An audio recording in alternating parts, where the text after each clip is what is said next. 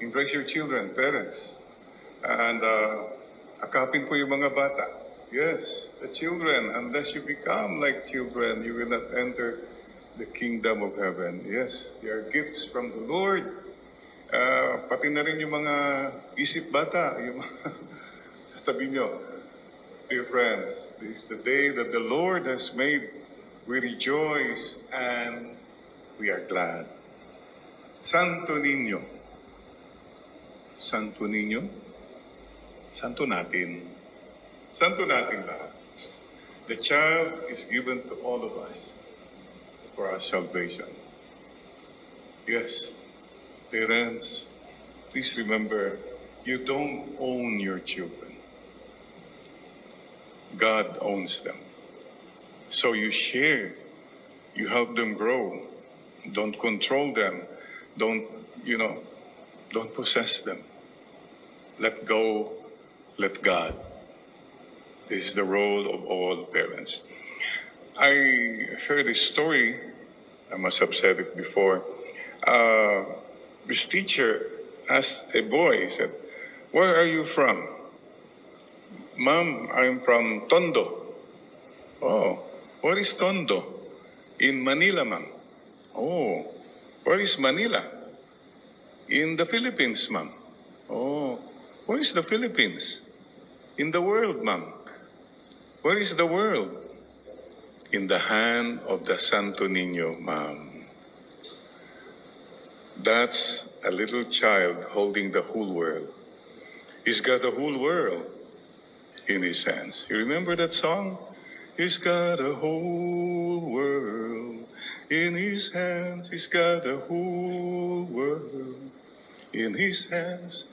He's got the whole world in his hands. He's got the whole world in his hands. As we sing that song, please don't forget, whatever we're going through right now, so much fear, uncertainty, He's got the whole world in his hands. Right now, many of you are worried. Many of us are worried about our loved ones. Please sing that. He's got our loved ones. He's got my loved ones in his hands.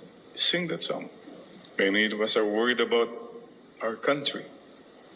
Anong mangyayari sa bayan natin? He's got our homeland in his hands. You have to help yourself. Do not let fear conquer you and me. Sure, we have fears. And I just remember, as a little child, kung natatakot po ako, I remember what Papa and Mama always told me. "Jerry, mandasal kalabat, aglualo kalaan. Huh? Just pray.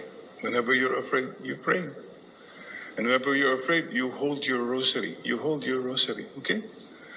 Something I still do, especially in the most difficult moments of my life. You have an operation, you're all alone, etc. So you hold your rosary, you pray. This is what the Santo Niño reminds all of us. Kasi po, takot na lahat. Ang daming nagkakasakit. The whole household. Parang natawag ito, clearance sale. Sige na, tinatamaan na ng lahat, karamihan. So, please, hold on. Pray. Do not be afraid. I am with you. So, BTS tayo palagi, ha? May I remind you again? Believe, trust, surrender. The faith of a little child, mga kapatid. So today, interesting, we learn from the gospel today. The first word in the Holy Gospel says, each year, Jesus' parents went to Jerusalem for the feast of Passover. Each year, Jesus and Mary brought Jesus to the temple. Mga kapatid, parents especially, please don't forget that obligation, duty, to raise the children, to be prayerful, to know God. Mga kapatid, marami po kasi ngayon, they're raising their children to be healthy. Yes, good. To be happy. Yeah, they have all the toys, lahat po. To be wealthy. Yan, prepare everything para maging mayaman yung mga anak, mga apo. Okay, fine. But please don't forget to raise them to be holy. And you meet a lot of children these days now, wow, they are smart, witty, they're rich, they're well provided for. But sad to say, wala yung values of prayer, wala yung values of sacrifice. So, dear parents, please remember this. You teach your children about God. You know why? Long after you are gone, they'll be okay if they have God in their hearts and they know how to love. That is the best gift po. Yes. And I sometimes encounter people, sabihin sa bata, huwag mong bibigyan ng pera yan. Mga nanluloko lang mga yan. Okay, you're teaching your child to be smart. But are you teaching your child to be generous? Kindness. Mga kapatid, that's one of the first things Joseph and Mary teach us today. And the other thing is, ito anong nangyari? Why was Jesus lost? One time I heard somebody lead a rosary. Ano ba yun? The third station? The fourth station. The fourth, sorry. Mystery. Joyful mystery. The lost and found of Jesus. Lost and found of Jesus. Anyway, he was lost, but he was found. Ang kongkalong to, why? Bakit nangyari? Aha. Thinking that he was in the caravan. Joseph thought, nandun na siya kasama ni Mary. And Mary thought maybe, nandun na siya kasama ni Joseph. Presumption. Akala niya. Maling akala. Presumption. And this is something, maybe lahat po tayo, sometimes we are very presumptuous. Akala ko kasi ganito na eh. Okay. One story I use is about this reporter, with a bag, went to the airport. Pagdating niya doon, the twin-engine plane was already, warming up. So he went in, put his bag at the back and said to the pilot, let's go. It was in a hurry. So the pilot started to run. Pagdating when they were airborne, the reporter said, go down the valley. And the pilot said, oh, why? Sabi ng pilot, what do you mean why? I have to take picture of that forest fire. And the pilot said, you mean you are not my flight instructor? He presumed that pilot was so wrong presumption. Many times, because of presumption, there is confusion. Please don't presume. Parents, especially, don't presume. Akala mo, okay naman mga anak ko. Okay sila, walang problema. No, they're fine. Well, don't presume, please. Go out of your way and ask them, kumusta? Anong pinagdadaanan? Are you okay? I'm here. Mga ganun lang, simple assurance. Okay na yan. No. Don't presume. Go the extra mile. Give that extra smile. Very sad because one of the saddest counseling I had by phone last year was a mother. Sabi niya, she noticed yung teenager nila medyo withdrawn, medyo tahimik, Maybe, sabi niya siguro, part of the pandemic, no? So, she presumed it's okay. Okay. Akala niya okay yung anak. Tahimik lang.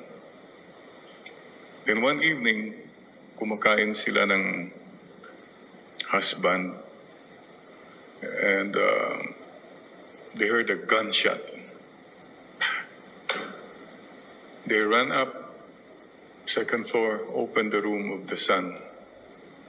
He was dead with a gun in the hand. Nag-suicide po yung bata. I cannot imagine the pain of a mother losing a child. But her greater pain was, she kept saying, sayang, sana tinanong ko yung anak. I could have asked him, I could have spent time with him. Regrets. Because she presumed. Please don't presume. When it comes to people you love, go out of your way. Go the extra mile. Give that extra smile. Po mga kapatid, go the extra mile. And please don't forget, don't presume that also. The other thing is, don't presume that your children are yours. I trained them well, okay na sila, they belong to me. The gospel tells us, Jesus said, why were you looking for me? Did you not know that I must be about my Father's business? Masakit yan, okay, Mary and Joseph. That's painful. But it had to be said, and it has to be said to many parents as well. Don't presume that you own them. They have a life of their own. They have a mission for God. You just prepare them. And somewhere down the road, you let them go and let God just take care of them. Remember, don't play the game of ice, impositions, control, and expectations. How many children are suffering kasi ang parents nila very imposing. Standard nila, gusto dapat nito, impose ka ng impose. Yung nag-i-impose, impostor. You pretend to be God. You are not God. Father, I mean well for them. Yeah.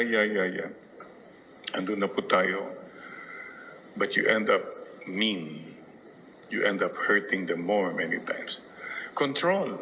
God, how many children, parents can just control everything. I've talked to many teenagers and that's the greatest burden. Their mother or their father is such a controlling person. Again, the parents say, Father, I mean well, I want, nandun na po tayo lahat. I guess we learn to respect more. That's what Joseph and Mary did. They respected Jesus. Beautiful. And expectations. Huwag po tayong maglagay ng maraming expectations sa mga bata that imprisons them. Ice. I-C-E. You play the game of ice, what happens? You get frozen. O ano yung kanta sa Frozen? Let it go. Let it go. Let it go. Let it go. Let it go. Speaking words of wisdom. Let it go. Yun, nag-switch. Parents, don't forget humor and joy in the family. Okay? May they grow up to be happy. Yes. On the other hand, children, ito naman po, don't presume that your parents will always be there for you, that your parents will give everything to you.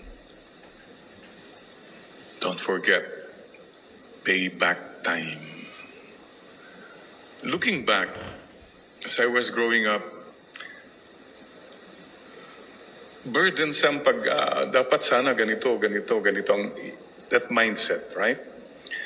Until I read something that said, forget what the world owes you and concentrate on what you owe the world.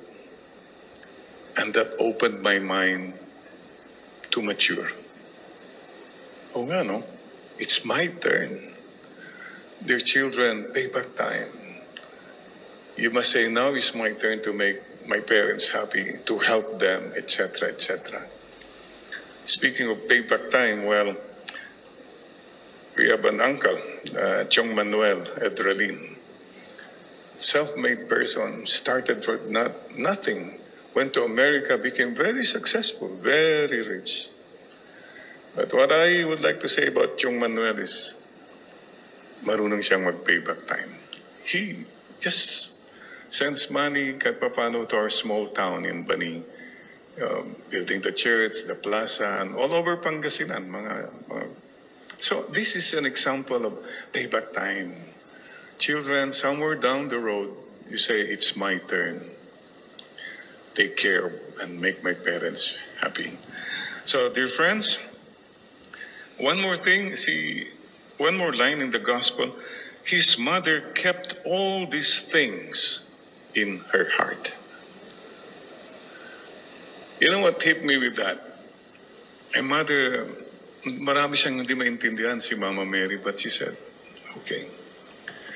She kept these things in her heart. What's the opposite of that? There are mothers who don't keep things in their heart.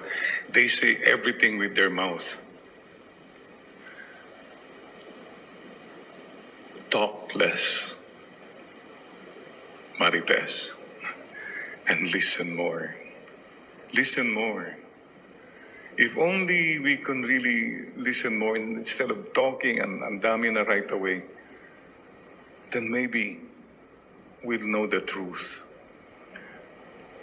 And please don't forget, our opinions are just our opinions. People have their own opinions. But the thing is, we listen and we share. Alam po ba niyo, there was Pope Francis. Naku. May kwento siya about a joke he heard from a cardinal. Anyway, about this woman who was the head of the chismisology department in their parish. The hobby of this woman is to talk about everyone in the parish, even about the priests, because she lived near the church. So every time, prayerful, but also very good in rumors. So, according to the story, she got sick one day and told the priest, Father, please bring communion to me because I am sick. The same priest na sinichismis din niya. No? And the priest was supposed to have said, you know, your tongue is very long. It will reach the convento. You put out your tongue, I just put the hose, and we'll come back to you now. It's a joke, but Pope Francis ended it this way. Those who spread rumors and fake news and those who destroy with they're like, according to Pope Francis, they're like terrorists. Wow, why? They operate quietly. They put the bomb, they explode the bomb. Nobody knows who did it. And they hurt a lot of people. Very powerful for all of us. Keep things in your heart.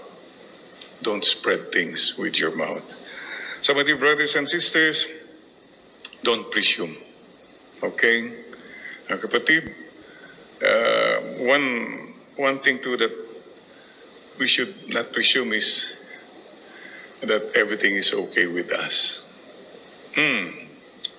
So, you know po, last week, garden,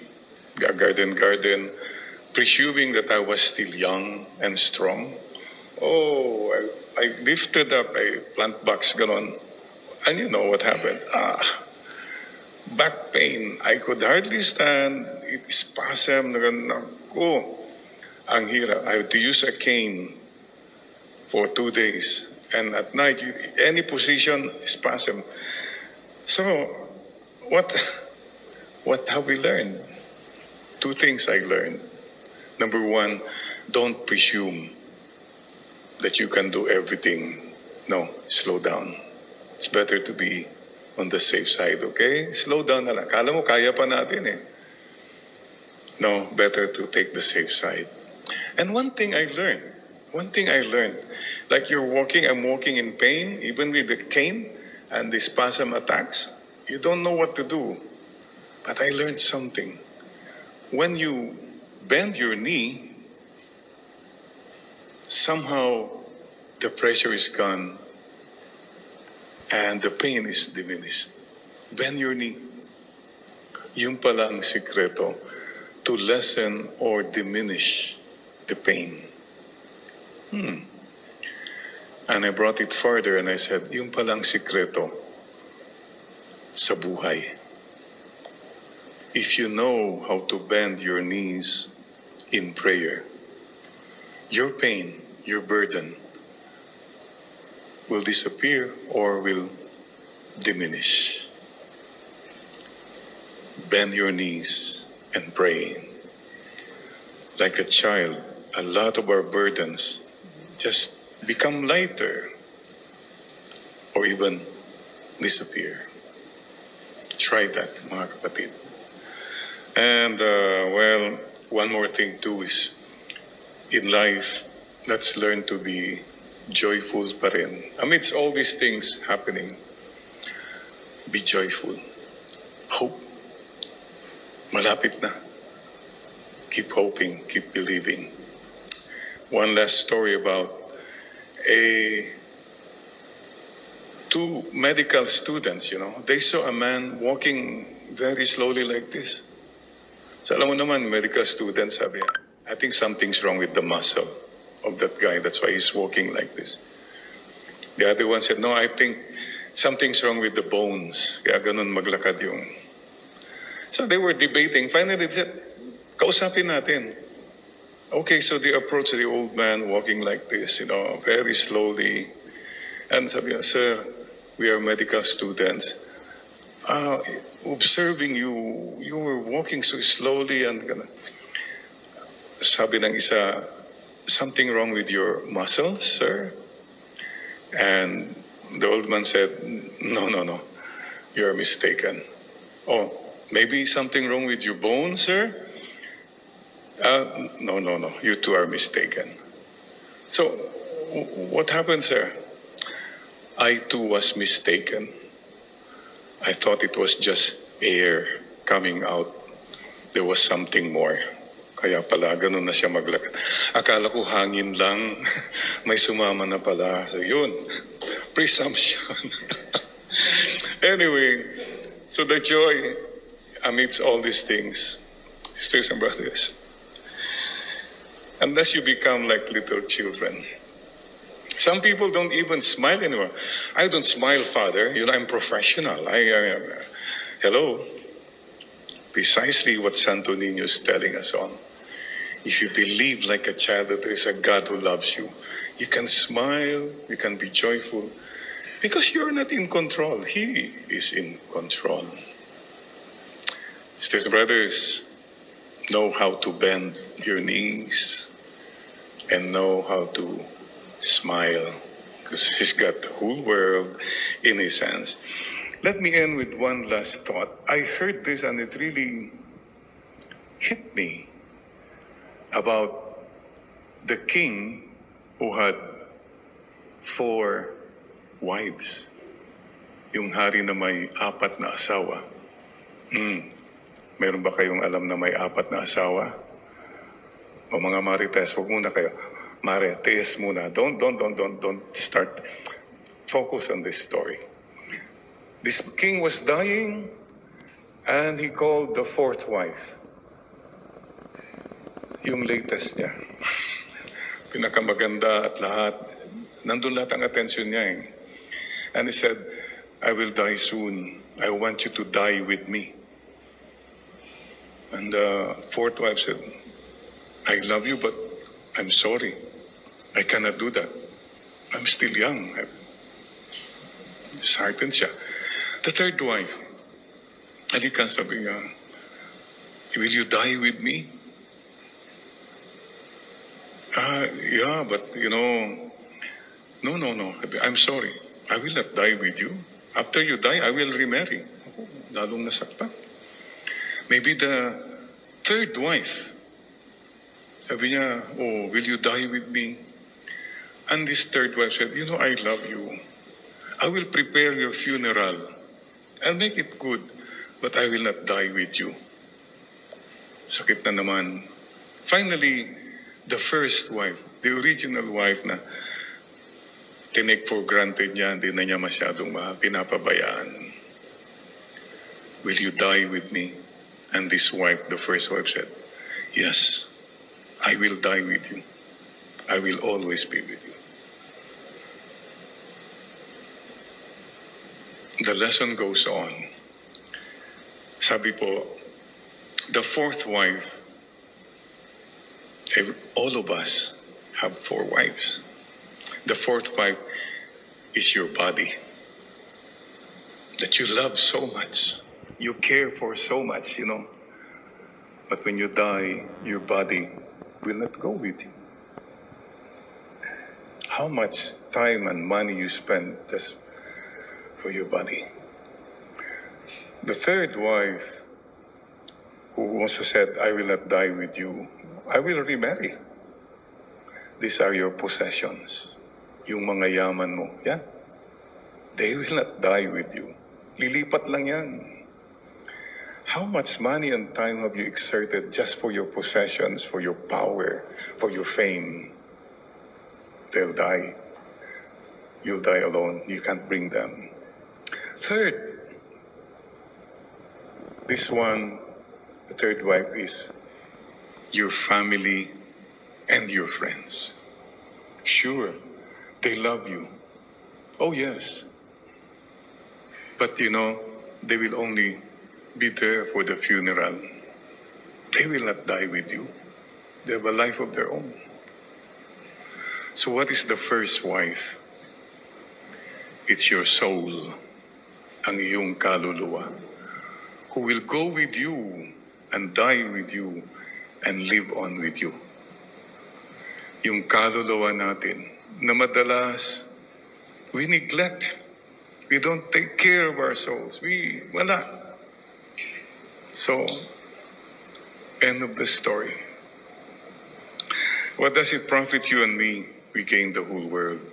We lose our soul.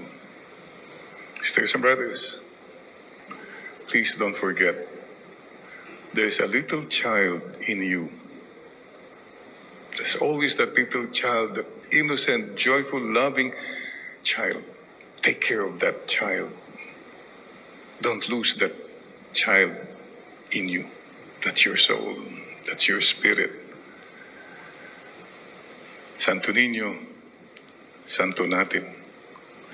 Maraming salamat po, Santo Niño. Amen. Amen.